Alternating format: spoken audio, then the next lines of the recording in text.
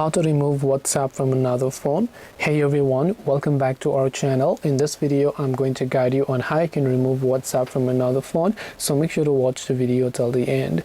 To basically remove WhatsApp from another phone, all you have to do is go ahead and then first of all make sure to launch your WhatsApp Messenger app. And if you have happened to basically, let's say, logged in on another devices and you want to log out of those, once you open up WhatsApp, tap the three dots option, then you'll find an option that says linked devices. So you can tap on linked devices, then here you'll find a list of devices that you've linked. Select that device that you want to log out from, tap on the remove option, and then you'll be able to remove them.